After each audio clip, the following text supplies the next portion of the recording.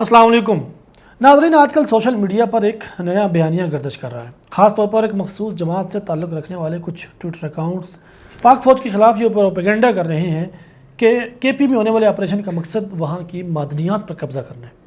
ये बात सुनने में जितनी सनसनीखेज़ लगती है, हकीकत में उतनी ही बेबुनियाद है। क्योंकि ये लोग जो प्रोपेगेंडा कर रहे हैं, इन्हें शायद मालूम नहीं कि पाकिस्तान में मादनियात की तलाश, लाइसेंसिंग और माइनिंग का पूरा निज़ाम किस कदर पेचीदा, महंगा और ख़तरनाक है। आइए आज इस वीडियो में इस हकीकत को समझने की कोशिश करते हैं। पाकिस्तान में मादनियात की तलाश का लाइसेंस हासिल करना आसान काम नहीं, एक लंबा, थका देने वाला और महंगा अमल है। सूबाई या वफाकी मादनियात के महकमों के चक्कर पर चक्कर लगाने पड़ते हैं। कई बार महीनों की फाइल वर्क, सरकारी रुकावटें और भारी फीसों के बाद जाकर एक लाइसेंस जारी होते हैं। और ये वो मरहला है जहाँ अक्सर लोग हिम्मत हार जाते हैं। लाइसेंस हासिल होने के बाद असल इम्तिहान शुरू होता है। मादनियात की तलाश में भारी मशीनरी, एक्सीवेटर्स और दर्जनों मजदूर दरकार होते हैं। फ़ी घंटा हज़ारों रुपये खर्च होते हैं। कई किलोमीटर के रास्ते बनवाने पड़ते हैं जो बारिश या भारी ट्रकों से जल्द ख़राब भी हो जाते हैं। फिर इन्हीं रास्तों की मरम्मत और देखभाल का तमाम खर्च लीज होल्डर को खुद बर्दाश्त करना पड़ता है। अगर कई मादनियात का खुशकिस्मती से ज़ख़ीरा मिल भी जाए तो ज़मीन चाहे सरकारी हो या निजी, उसे लीज पर लेना ज़रूरी होता है। यह अमल भी फ़ीसों, टैक्सेस, अखराजात और इजाज़तनामों की लंबी फहरिस्त के बगैर मुकम्मल नहीं होता।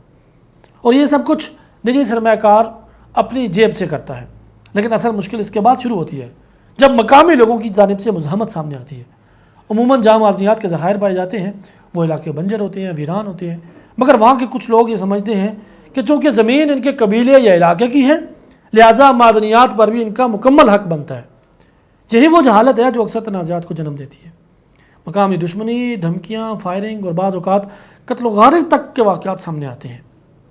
हालांकि लीज़ के निज़ाम के मुताबिक जो भी मादनियात वहाँ से निकाली जाती हैं उसमें हुकूमत का एक हिस्सा और ज़मीन मालकान का एक हिस्सा पहले से तय होता है। आमतौर पर यह शरह 15% हुकूमत के लिए और 15% ज़मीन मालकान के लिए होती है।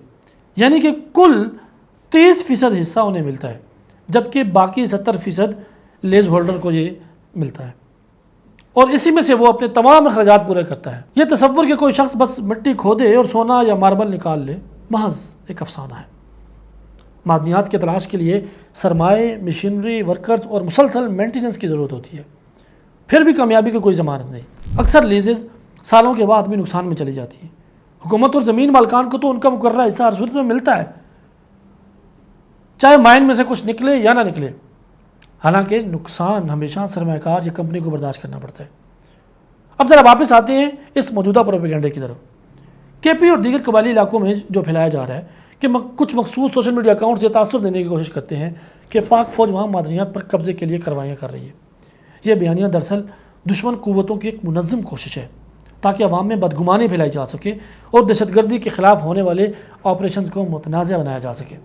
हकीकत यह है कि मादनियात के मामलात का फ़ौज से कोई ताल्लुक़ नहीं। मुकम्मल तौर पर यह तमाम काम सिविल लाइसेंसिंग सिस्टम, महकमों और निजी सरमायाकारों के दायरा कार में आता है। फ़ौज का काम सिर्फ़ और सिर्फ उन इलाकों में अमन कायम रखना है जहाँ दहशतगर्द अनासिर या गैर कानूनी गिरोह सरगर्म होते हैं। मादनियात का शोबा मेहनत, सरमाया और मुस्तकिल मिजाजी का खेल है, ना कि आसान दौलत का ज़रिए। जो लोग ये समझते हैं कि मादनियात पर हाथ डालना दौलत की खुदाई जैसा है, उन्हें इस सनत की असल हकीकत को पहचानने की ज़रूरत है।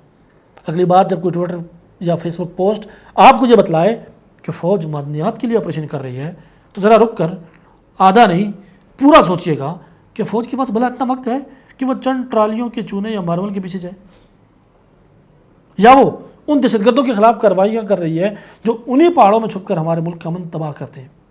ये बयानिए जहालत से नहीं, दुश्मनी से जन्म लेते हैं और इसका जवाब सिर्फ दलील और तहकीक से दिया जा सकता है। उम्मीद है कि वीडियो आपको अच्छी लगी होगी। मिलते हैं अगली वीडियो में, तब तक के लिए मुझे इजाज़त दीजिए। अल्लाह हाफ़िज़।